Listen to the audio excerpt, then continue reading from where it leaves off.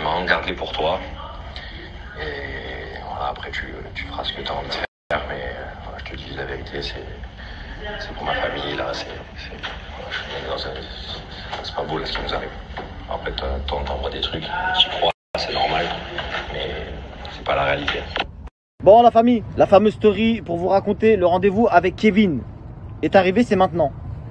Donc, Kevin est venu de Paris à Dubaï spécialement pour me voir. Déjà, ça, je salue le courage. Je salue le courage. C'est un truc de fou, tu vois. Il est venu spécialement. Il m'a dit, Marc, viens, on se voit, je te montre, etc. C'est vrai que ce que tu as, c'est la vérité, mais il y a d'autres éléments. Tu vois ou pas? Donc, on s'est assis. Il m'a expliqué, il m'a montré des trucs. On a fait un FaceTime également avec son avocat, etc., etc. Et en fait, moi, je lui ai expliqué qu'il me fallait vraiment, comme moi j'ai montré sur les réseaux, des notes vocales ou des vidéos qui prouvent.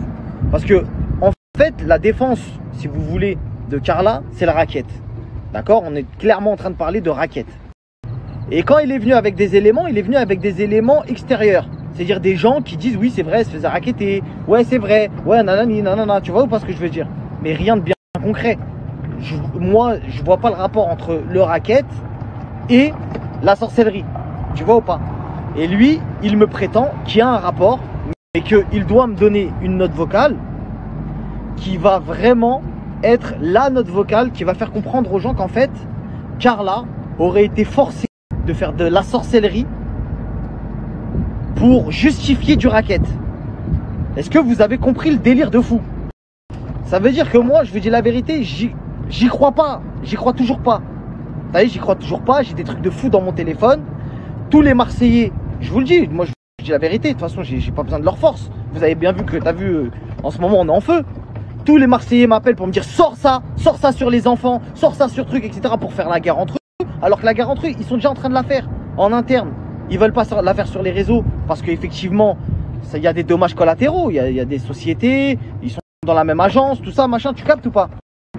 Donc, tout est en train de se reposer sur Kevin. Tout repose sur Kevin et sa fameuse preuve en note vocale. Donc, si cette note vocale sort dans 2 jours maximum, eh ben, apparemment, il va nous le prouver avec cette note que Carla n'est pas responsable de ça. Qu'elle a été forcée de faire de la sorcellerie. Chose à laquelle pour l'instant, au moins, c'est de la flûte. Par contre, il y a un autre élément, retournement de situation de fou malade. C'est Prison Break plus plus. Il y aurait une autre candidate des Marseillais derrière la sauce de Carla. En mode commanditaire, en mode oh là là, dinguerie. Là c'est une dinguerie. Peut-être Internet va se recasser, d'accord? Tout le public, toute la France est en haleine derrière cette histoire. Peut-être qu'il y a un recassage Internet avec un retournement de situation où peut-être Carla va sortir en princesse et qu'il y a quelqu'un d'autre qui va venir en démon. Dingue. Est-ce que vous comprenez la dinguerie et la folie de cette histoire? Parce que même moi, je trouve ça complètement ouf. C'est pour ça que quand je montrais des trucs à Kevin et que je disais mais là c'est elle, il me disait ouais c'est elle gros. Non c'est elle, c'est elle. Mais c'est pas elle. C'est pas elle qui a dit ça. Donc je vous explique la famille, ça va être très très clair. Tout ce que j'ai dans mon téléphone, vidéo, notes vocales, échanges, etc.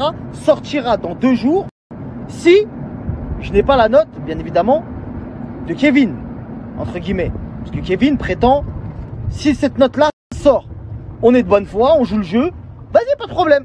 Vas-y, pas de problème, il n'y a pas de souci. Mais, nous, on veut pas faire, nous, on veut juste, tu vois, on veut pas mettre quelqu'un inutilement. Si elle est innocente, on va pas s'acharner sur les gens, on n'est pas des méchants, on est des gens, on donne l'information, blogueur, t'as capté, il n'y a pas de méchanceté. Je la vois, je lui dis bonjour, bien, tu vas bien, tranquille. Donc si la note vocale discute, bah c'est bon. S'il n'y a pas de note vocale, s'il n'y a rien, attention, note vocale avec date, hein. C'est pas tu prends un micro, t'enregistres quelqu'un, après tu dis ça, regarde la note vocale. Non, non, avec date, iPhone, regarde le 13 mai 2018, regarde ce qui a été dit, t'as capté ou pas? Donc voilà la famille, restez à l'affût, ça arrive. La suite arrive, il n'y a pas de teaser, il n'y a rien, ça arrive.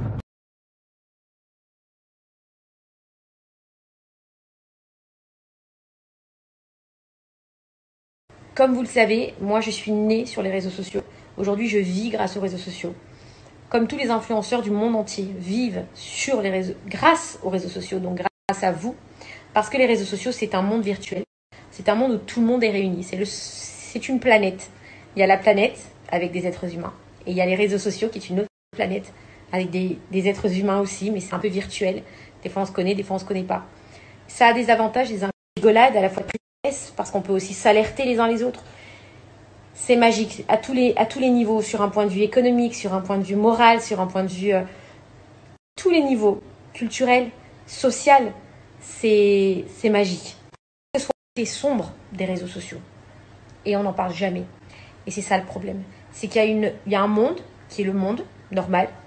Et il y a le monde des réseaux sociaux, ce que je suis en train de vous expliquer, qui est un autre monde, mais qui n'est pas réglementé.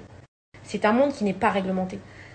En France, vous avez une justice, vous avez des tribunaux, vous avez la police, vous avez tout un tas d'organisations, de choses qui aident les gens et qui réglementent. Parce que dans la vie, pour qu'on vive bien, il faut que ce soit carré, il faut que ce soit réglementé. Sur les réseaux, c'est pas réglementé. Et oui, on a subi, et je m'en plains pas, parce que j'accepte de l'avoir vécu, parce que je pense que, voilà, c'est comme ça aussi que je me suis... Le cyberharcèlement. Des semaines, voire des mois que je travaille avec Nabila, et une excellente avocate, une avocate qui est géniale, sur la création d'une association. Donc je vous annonce que je crée une association qui va s'appeler les réseaux de l'amour. Parce que les réseaux sociaux doivent être que amour. Il doit y avoir des règles. Il n'y en a pas. C'est pas reconnu. Qui a accepté de m'accompagner dans ce projet et qui a travaillé sur ce projet avec moi parce qu'elle a subi un cyberharcèlement très intense. Vous vous êtes même pas rendu compte pour certains parce que elle a réussi à cacher sa tristesse, ses émotions. Et